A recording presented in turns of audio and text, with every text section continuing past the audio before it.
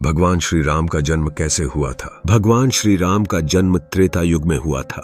उनकी जन्म कथा न केवल हिंदू धर्म के अनुयायियों के लिए बल्कि समस्त मानवता के लिए एक प्रेरणा का स्रोत है। यह कथा धर्म, कर्तव्य, संघर्ष और सत्य के प्रतीक के रूप में उनके जीवन का आदर्श प्रस्तुत करती है। आइए जानते हैं कि भगवान श्री राम का जन्म कैसे हुआ था और उनका उद्देश्य पृथ्वी पर क्या था। पृथ्वी पर धर्म की स्थिति। त्रेता युग के समय धरती पर राक्षसों का आतंक बढ़ गया था। रावण जैसे शक्तिशाली राक्षसों के अत्याचारों से मानवता त्रस्त हो चुकी थी। राक्षसों के आतंक और अधर्म के कारण धरती पर धर्म की स्थिति कमजोर हो गई थी।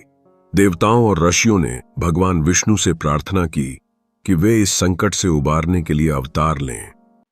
राजा दशरथ और उनका दुख। अयोध्यापुरी के राजा दशरथ अपनी महानता और धर्मप्रियता के लिए प्रसिद्ध थे, लेकिन उनके जीवन में एक कमी थी, संतान का अभाव। दशरथ महाराज को बहुत समय से यह चिंता थी कि उनके कोई संतान नहीं है और वे अपनी सारी संपत्ति और राज्य को किसे देंगे। उनके मन में यह दुख बढ़ता गया कि वे एक बार भी अपने पुत्रों के साथ अपना राज्य नहीं देख पाएंगे।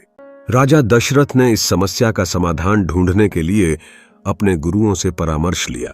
वे ऋषि वशिष्ठ के पास गए, जिन्होंने उन्हें यज्ञ करने का उपाय बताया।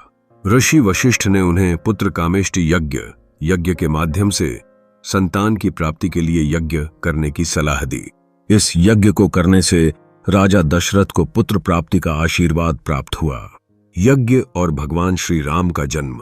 राजा दशरथ ने आदेश दिया कि पुत्र कामेष्टि यज्ञ बड़े धूमधाम से किया जाए। यज्ञ की समाप्ति के बाद राजा दशरथ को एक दिव्य प्रसाद प्राप्त हुआ।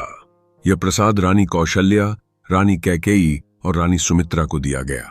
तीनों रानियां प्रसाद को ग्रहण करती हैं और भगवान श्री राम, लक्ष्मण, भरत और शत्रुघ्न के रूप में 4 पुत्रों का जन्म हुआ। भगवान श्री राम का जन्म रानी कौशल्या के गर्भ से हुआ। जब श्री राम का जन्म हुआ तो अयोध्यापुरी में अपार उल्लास था।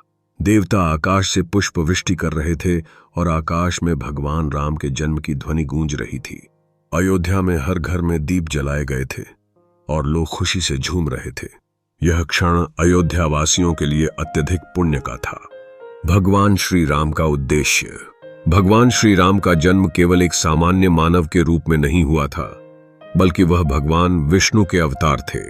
उनका उद्देश्य राक्षसों और असुरों का संहार करना था और धरती पर धर्म की पुनः स्थापना करना था। उनके जन्म के साथ ही राक्षसों और अन्य अधर्मी शक्तियों का अंत होने वाला था। भगवान श्री राम के साथ साथ उनके 3 भाई लक्ष्मण, भरत और शत्रुघ्न का भी जन्म हुआ था, जिनका जीवन भी भगवान राम के साथ संघर्ष, साहस और सत्य के पालन का प्रतीक बन गया। भगवान श्री राम का पालन पोषण अयोध्यापुरी में हुआ। उनका पालन बड़े ही आदर्श तरीके से हुआ था। उन्हें बचपन से ही नैतिकता, कर्तव्य और धर्म की शिक्षा दी गई। उनका जीवन हर व्यक्ति के लिए एक आदर्श था। श्री राम को भगवान विष्णु के रूप में अवतार लेने के कारण वे असाधारण थे, लेकिन फिर भी उन्होंने कभी भी अपनी महानता को नहीं बढ़ावा दिया। वे हमेशा साधारण और सादगीपूर्ण जीवन जीते थे। विवाह और वनवास। भगवान श्री राम का विवाह सीता से हुआ, जो मिथिला के राजा जनक की पुत्री थीं। विवाह के पश्चात राजा दशरथ ने राम को अयोध्यापुरी का राजा बनाने का निर्णय लिया, लेकिन रानी कैकेयी ने अपनी 2 इच्छाओं को पूरा करने के लिए राम के वनवास की मांग की। भगवान राम ने अपने पिता के आदेश का पालन किया और बिना किसी विरोध के अयोध्या छोड़कर वनवास को स्वीकार किया। वनवास के दौरान राम ने राक्षसों का संहार किया और श्री राम के जीवन का संघर्ष शुरू हुआ। वे सीता माता का हरण करने वाले राक्षस रावण से युद्ध करने के लिए तैयार हुए और अंत में रावण का वध करके धरती पर धर्म की पुनः स्थापना की। राम के जीवन का सबसे बड़ा संदेश यही था कि वे हमेशा सत्य, धर्म और कर्तव्य का पालन करते थे। उनका जीवन संघर्षों से भरा हुआ था, लेकिन उन्होंने कभी भी अपने कर्तव्य से मुंह नहीं मोड़ा।